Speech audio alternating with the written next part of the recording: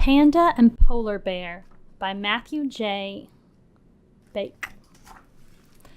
In a place where spring meets winter, there lived two kinds of bears.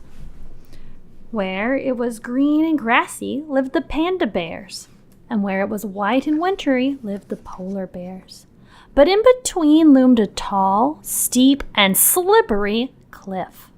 It was too tall for Panda Bear to climb up, and too tall for Polar Bear to climb down, so the two never met. Until one curious polar bear became too curious. What was beyond his white, wintry world? He walked closer to the edge of the cliff, and closer, and still closer, perhaps a little too close. Luckily, the polar bear landed in a patch of soft, squidgy mud. It was sticky and brown and icky. Stomp, stomp, stomp. Something was coming. The polar bear ran. But the cliff was too tall, too steep, and too slippery to climb up. Stomp, stomp, stomp. The polar bear covered his eyes. He peeked from behind his muddy paws and saw a strange, splotchy bear staring at him. "Are you new?" asked the strange, splotchy bear. "Do you want to play?" Said the polar bear. The splotchy bear took this as a yes. In no time, they were climbing trees, playing hide and seek, and following the leader. Finally, they sat down for a snack. Yick, thought the polar bear, this bamboo is too hard. He had a better idea. "Let's fish," he said to his new splotchy friend. The polar bear looked into the water and gasped. Could it be? He wasn't plain white anymore. He had turned into a splotchy bear. Splash! He swam out, snatched a fish, and proudly presented his catch. "You're fainting," the splotchy bear said. "Where are your panda patches?" "Panda patches?" the polar bear replied. "Aren't you a panda bear?" asked the splotchy bear.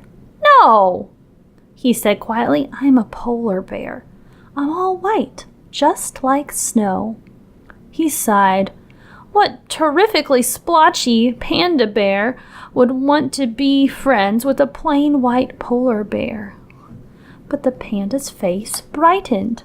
"I've never seen snow," he said. "What's it like?" So the polar bear explained all about snow. But the more he talked, the more he remembered, and the more he remembered, the more he missed. Suddenly, the polar bear was homesick. "I'll help you get home," said the panda bear. "But the cliff," the polar bear replied. "I'll think of something," said the panda. So he thought and thought and thought until he couldn't think anymore. "Maybe we could use bamboo," suggested the polar bear. "My mother told me never to play with food, but I think it's okay this time," said the polar bear. Together, they made a very long ladder. A very, very long ladder. When it was finished, the time had come for the polar bear to go. He looked at the panda bear. Would they still be friends after he left? The polar bear wanted to ask, but he wasn't sure how. Instead, he turned and slowly climbed the ladder. And climbed and climbed. The higher he went, the harder the wind blew. The ladder began to shake, and then it was suddenly still. The polar bear looked down.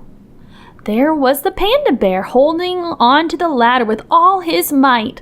"Don't worry," the panda called. "I've got you." In fact, they had each other and a lot more to discover. The end.